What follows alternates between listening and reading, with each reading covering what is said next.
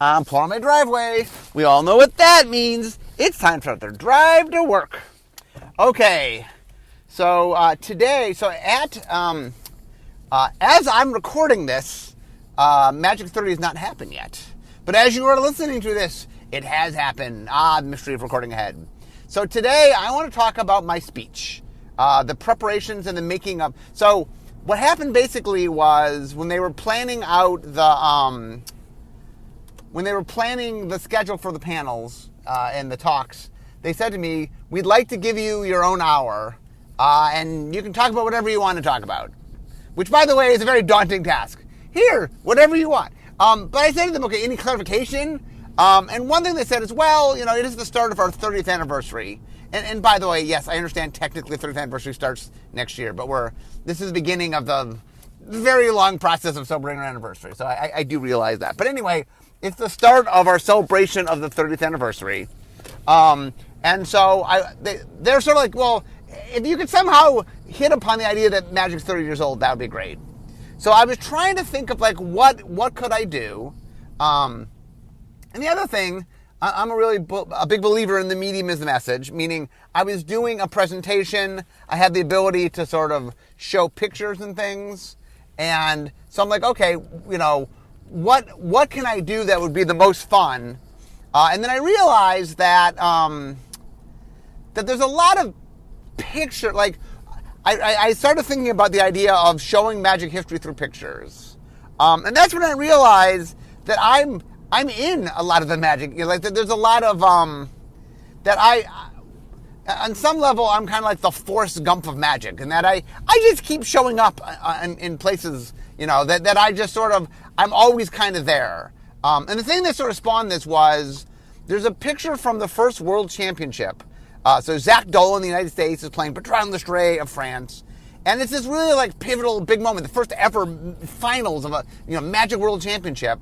And in the background is me taking notes. I'm just there. Like you can watch my talk for the whole story of how I got there. But the point is, like, here's this pinnacle moment of like Magic history, and then just I'm in the background. Like I'm just there. And so it dawned on me, did I have 30 sort of pictures of me throughout Magic's history where I have personal stories to share, and that I liked the idea because it was very visual, that I could show, like when I do a podcast, for example, there's no showing, there's no visuals, I'm talking, so it leans on certain kinds of storytelling. But the thing I enjoyed for the talk was I could be very visual. And in fact, the thing that was funny is, when I pitched my idea of the pictures, they liked the idea, but originally when somebody else was going to build the slides, they had said to me, oh, well, we can only have like 30 slides. And I realized, I think Gavin Verhey was the one that suggested, when I pitched the idea of pictures throughout history, Gavin said, well, it's 30 years, why not 30 pictures? I think very influenced by my 20 years, 20 lessons talk. Like the number of years, that's maybe the number of things, but okay, it makes sense. And I felt like a lot of my stories were going to be, 1 to 3 minutes. So I could tell 30 stories in in an hour. And so when they sort of said that if their slides were built externally, I could have maybe 30 slides. I'm like, well, that's just the pictures I'm talking about. I want more than that. So I asked them, can I build it? Can I build my slideshow? And they said, sure. So my slideshow has hundreds of slides, not just 30. So there's lots and one of the things that happened is once I realized that I wanted to do pictures, I then got access both to my I had access to my private pictures, but I looked through all my private pictures, and then I also looked through, we have like, sort of, I don't know what to call it, but like the pictures that Wizards has taken. I looked through, all the event pictures and stuff. And so, I then had to narrow it down. So the exercise really was, once I decided that I wanted to do stories based around pictures, I needed to have pictures and I needed to have stories. Ideally, things that were interconnected. The other thing that I thought about was that I wanted to celebrate what Magic is. And so part of what I was also looking for was I wanted to talk about a lot of different aspects of Magic. It wasn't like here are the top 30 moments on the Pro Tour, right? I wanted it to be, here is a widespread of different things that happened. And so it's me talking about different things, but it's also through the lens of what I experienced. So, I was more active in different parts of magic at different times. So in some level, you're seeing 30 years of magic, but it's going to be through my eyes because I'm the storyteller. But that was the challenge. So the challenge was I looked and I collected infinite pictures. So I went through, whenever I found pictures of myself, I would pull them out. And then I tried to figure out what were the compelling stories to tell? What were the cool things? And so I'm going to walk through my 30 pictures and talk about, I'm not going to get into the stories of the pictures. That is a talk. You can go listen to my talk. I'm hoping that's someplace that you can listen to. I do not know that, but hopefully it's somewhere where you can go listen if you weren't able to listen to it live. Anyway, so I'm going to walk through the 30 pictures and sort of talk about why I chose those pictures. This is more behind the scenes. So if you want to hear the stories, and then a lot of the stories I'm telling, not all of them, but a lot of the stories I've told on my podcast. So if you are a regular podcast listener and you listen to my talk, a fair number of those stories I've told, not all of them, and not all of them with the detail necessarily, or there are elements that I shared that I didn't share on my podcast. But anyway, a lot of those stories you should at least be familiar with the story, not all of them. Okay, so picture number one was me at the first World Championships in '94. Like I said, this was the inspiration for the whole talk, so clearly I had to have it. And I decided that I wanted to go chronologically, just to give the larger sense of so the talk would feel like there was progression to it. And so by going chronologically, it's sort of like talking about the last 30 years. I thought that was kind of cool. And like I said, it's just a couple of the photos I used, I felt were like just classic magic photos that I happened to be in. And so a few of the ones are like that. So this is one of those. And it's like I said, it's a funny story because a lot of the world, the other interesting thing is Worlds 94 is basically the place where I sort of made the decision that I wanted more to do with Wizards, and it really was the thing that I think led me down the path to working at Wizards. So while it also is a big moment in history, it's also representative of kind of a big personal moment. Anyway, so that just felt right. Okay, next picture was Mark Justice and I in the phone booth. So at the second Pro Tour, the one where Hammer played Gavin, I decided that I think at the very first Pro Tour, the way commentary worked was they asked me to do commentary, but it was with two other Wizards people. And the other people who were doing commentary with me just didn't know Magic that well. And so I decided that what I really wanted is a play-by-play and a color commentator. I thought I would do the play-by-play, and then I would get pros to do the color commentating. And then each show, I asked a different pro. So the first show, I asked Mark Justice, and Mark Justice was, I guess I'm not getting into the story, but anyway, Mark Justice and I were friends. But the funny story about that was that we ended up doing 9 hours of broadcasting in this phone booth because it was very, very early on in the days of shooting Magic, and they just no one had thought through where are the commentators going to be? And so the phone booth was like, well, here's the one place that's already here that technically you fit in that we can use as a sound, for sound purposes. And it just was kind of so silly. So when I was looking through the pictures, it's not even a great picture. You can't even really tell it's me and Justice. That's why I have to kind of tell the story, because if you look at the picture in a vacuum, you don't even know what it is. It's just two people in a phone booth that you can't quite make out who it is. But it was really reminiscent of sort of the early days of the Pro Tour and how, there was a lot of finding of our feet in the early days. So anyway, I liked that story just because it was reminiscent of, hey, maybe now we do things and they're super polished, but there was an early day where we were figuring things out, and that seemed quite cool to me. Okay, the next photo was the design team from 1997, which was literally the 6 people who were full-time Magic designers. As I said in the talk, we're now up to 50. So, and it was a point in time where Magic was small enough and R&D was small enough that the 6 of us were, or I guess Joel was the head designer, but the other 5 of us were every development team. there was no who's on this development team. We were on every development team. There just wasn't enough people to have different development teams. Now, eventually, we would get more people, and we would grow. But it's interesting to me to look back at sort of, like, all of us went on a plane to visit my dad's house. That's where the picture was taken. And, like, there's not often that, like, if I remember we were commenting on the plane, like, if the plane went down, Magic was in trouble. We were all of Magic R&D. So it just, I don't know. That one, to me, that picture is literally sitting in my house. It's just kind of reminiscent of a time gone by. Like, and part of the whole talk to me was the nostalgia of just remembering things as they had been, of capturing moments in time. So that picture, I don't know, just was a personal. It meant a lot to me personally. Okay, number 4 is another Pro Tour story. My Pro Tour stories are front-loaded just because my time with the Pro Tour was early on in my time at Wizards. This was the Riot. So at one of the Pro Tour Los Angeleses, we had to kick out David Mills in the finals for, like, casting his cards before tapping the mana. Literally, he got ejected from a Pro Tour for playing his spell before tapping his mana, which is now just part of Magic. Like, in fact, because of that event, we changed the rules. Not often, like, the rules of Magic change because of, like, a Pro Tour event made us change the rules. How often does that happen? Anyway, it was, this is another example where there's this classic picture of Dave Mills being informed that he's being disqualified. That just was, like, if I was just picking in a vacuum, like, Magic history pictures, I would have picked that picture. And the funny thing is, I'm in it.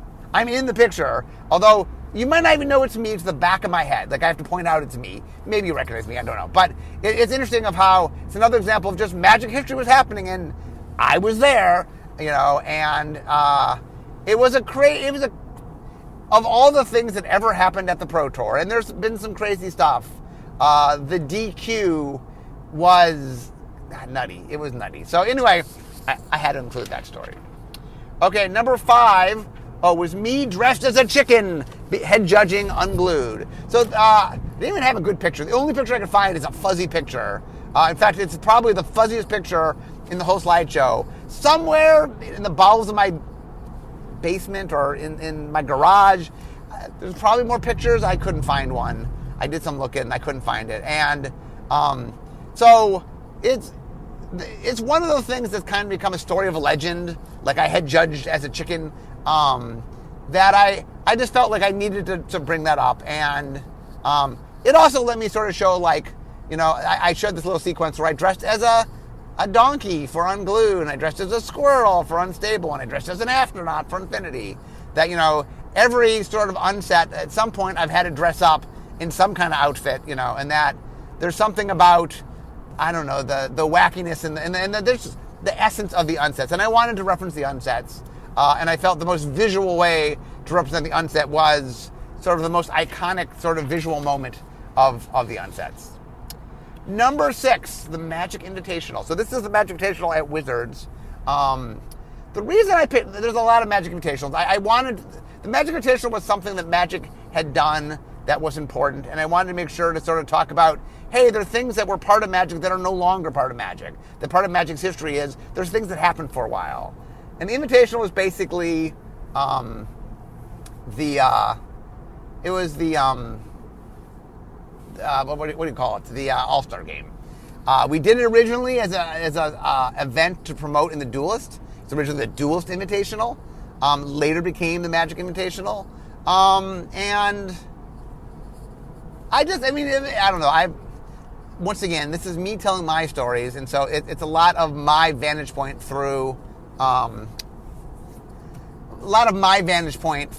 looking at Magic. And so the Invitational was near and dear to my heart. There was a really funny story. It's the story of the time where I had my budget slashed to zero, and like, okay, how are you going to make it work? You have no money. So anyway, I got to tell that story, which was a fun story. And I just found a cool picture of me posed with all the people in front of the Wizards, because we had to hold it at Wizards, so I thought that was cool.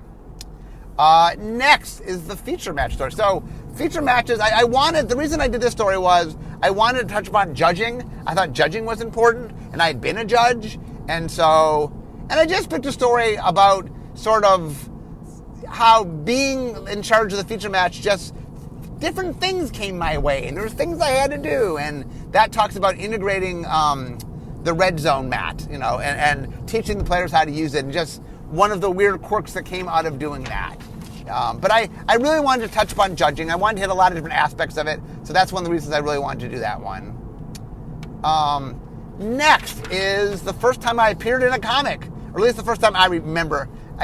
Maybe I appeared in a comic before this, but it was UG Madness, and I remember just one day. I regularly read UG Madness, and one day I show up as like Satan's imp or something. It was very bizarre.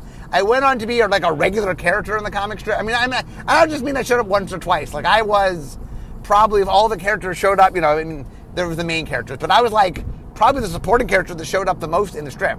I almost would argue I just became a regular character in the comic. So anyway, just talking a little bit about the community and how being the face of Magic has some weird quirks to it. And one of it is that I literally, like, when I became the face figuratively, I kind of became the face literally, in that, there are people drawing me and using me to represent, wizards. And so that was, I just wanted to share that. Next up is the match in Chiba against the Japanese high schoolers that Aaron and Richard and I played in. I don't have many stories where I won the match. In fact, I have one. I have one story where there was something, some event of consequence, and I was in the finals, and it came down to me, and I won it. That is the one story I have. So I had to share the one story because it's a fun story. Next up, I shared some photos from my 80,000 words. I wanted to talk about my article. Making Magic I've done it for 20 years, and it was the one article I did that was all visual. It was literally all pictures. 80 pictures, so that's 80,000 words. And I just wanted to share that, and I wanted to sort of share a bit about my column. Like, a lot of this is talking about things that I've enjoyed and things that have been part of my interacting with Magic, so my column's a big part of that. Next is Massive Magic with Richard Garfield for Mirrodin Besieged. Massive Magic is something that we've done many times in many places. I've been involved with it.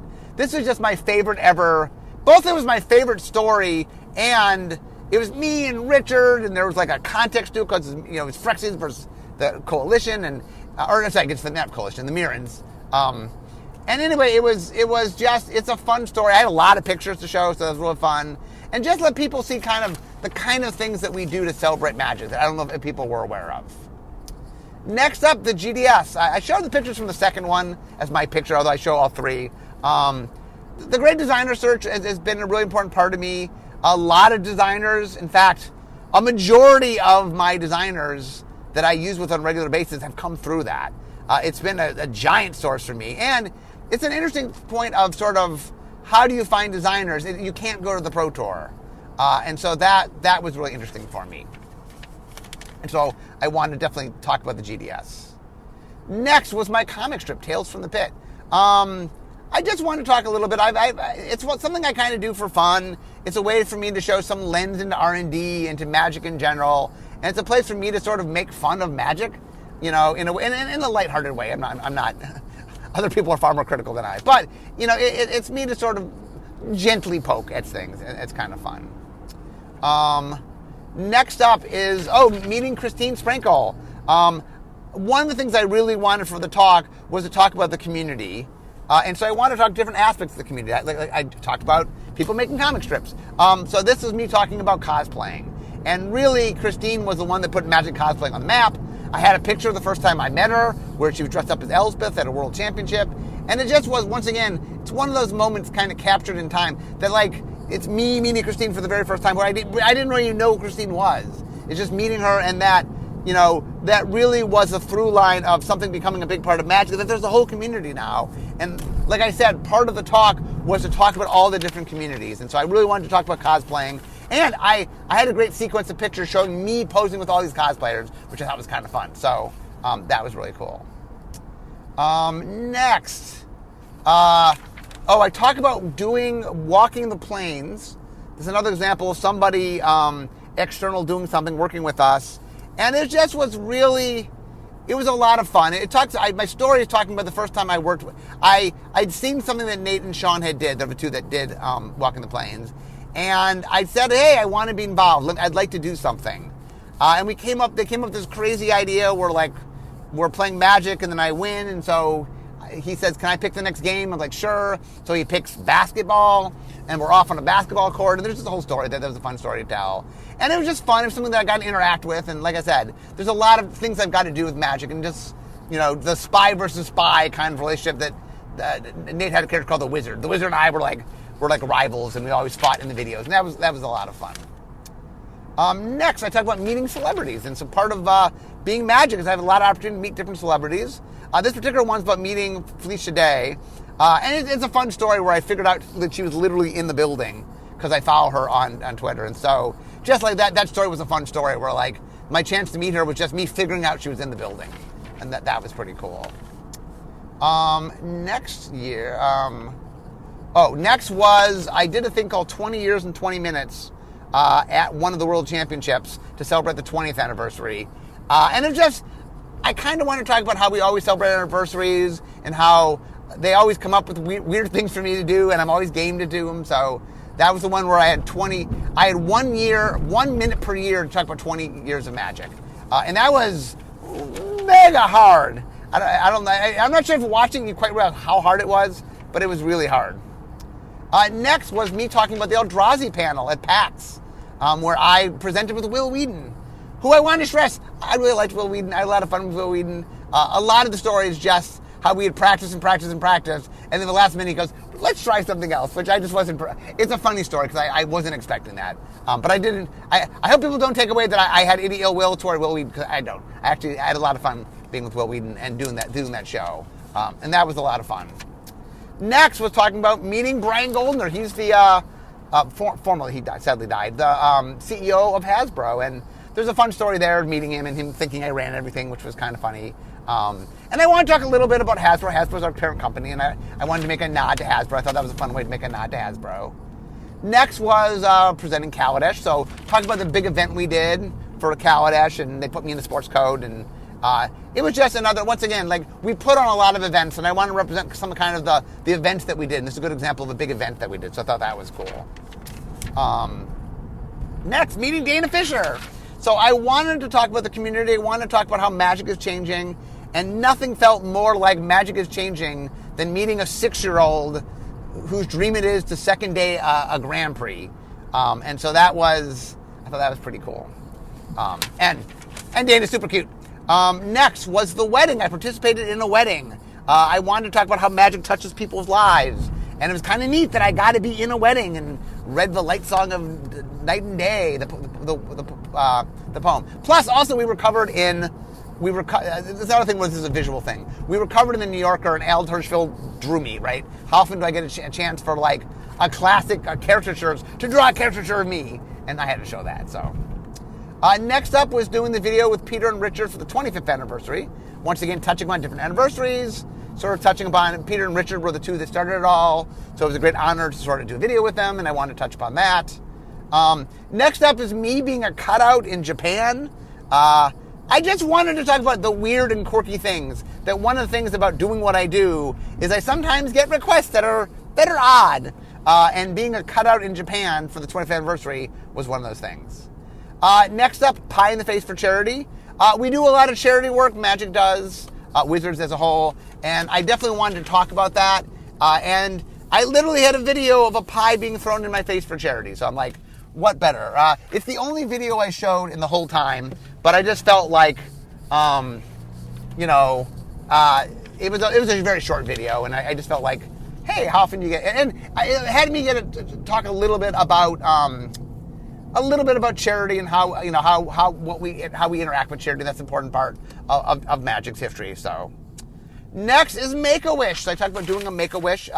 This is something I've done a lot. I just talked about probably the most high profile. I did one with Jimmy and Josh, and so I want to talk about sort of the act of doing that, and just talk about making a wish as a whole. It's something that I've done.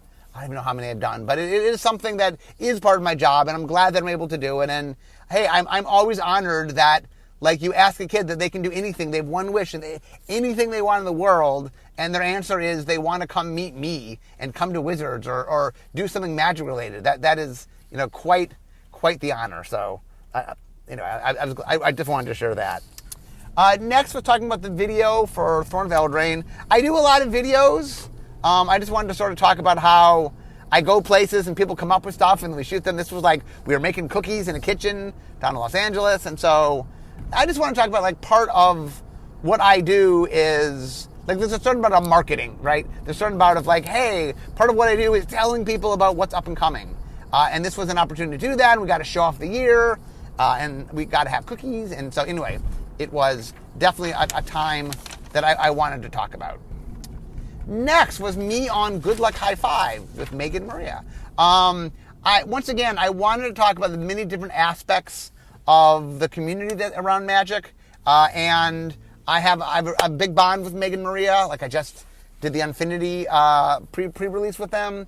And I wanted to touch upon the fact that I've had the opportunity to be on, I mean, I show a little thing of pictures of me on with the professor and on game nights and on Loading Ready Run and on just a bunch of different shows. Like one of the things of being, you know, one of the faces of Magic is I want to be out there and I want people to, you know, I'm happy that I could participate on other shows with other people and do things. And I wanted to represent that. And I wanted to represent that, you know, Magic isn't just, the Magic community is not just Wizards. There's a giant whole community out there. And there's all these people spending a lot of time and energy making content and really enriching the community. And I wanted to touch upon all of that. That was important to me.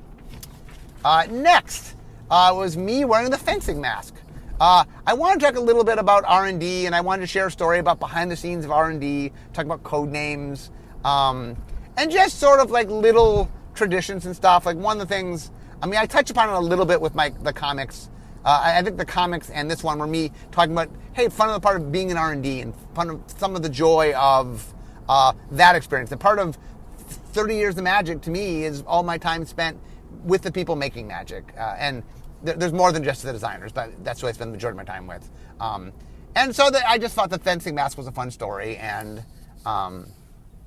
so I shared that. And finally, my last picture was me this year at San Diego Comic-Con. The funny thing about it is I've done San Diego Comic-Con for 14 years, I think now. This is our 14th panel, I think. And I just had no pictures of panels. It was really weird. Like this year, I actually finally got a picture of me doing a panel. But it's kind of nutty that like how many years I do panels, there's like no pictures of panels. Like I think the problem was I'm always doing it, so I'm not taking pictures. So unless someone else takes pictures, and probably somebody's taking pictures of it, but I couldn't find them. And so that's another interesting little behind the scenes story of making this talk is I was at the mercy of the pictures I could get. I had a bunch of ideas for cool stories I could tell if I could find the picture that went along with it. And there were a bunch of stories that I just couldn't find the picture. So that is, and so anyway, I wanted something from this year just to sort of finish up. And so I ended up deciding that I want to talk a little bit about, and it wasn't just about San Diego Comic-Con, but about panels. I mean, one of the things of my job is I sit and talk to people and share information about Magic. And that's a fun part of what I do and part of Magic. So I wanted to share that. Anyway, the interesting thing about me doing this right now, I'm recording this podcast before the talk happened. Because I'm trying to generate content so that this could go up shortly after I do the talk. That's why I'm trying to record it ahead of time, so that because I record weeks ahead of time. My goal is for this to go up shortly after I do the speech. But the scary thing for me is I haven't done the speech yet. And in fact, I'm not even done. I'm still putting the final touches on the speech. I'm still adding slides and stuff. I'm still, for those who don't know, I have a slide obsession. For example, when I did the Games Developer Conference, GDC, my 20 years, 20 lessons talk, I worked on that for months. I mean, I've worked on my talk for Magic 30 for probably a month, but I worked on my talk for the GDC like 6 months. I worked a long time on that talk. It was a big deal. I wanted to get it right. And the longer I work on something, the more slides I put in it. I just like having lots and lots of slides. I love having visuals.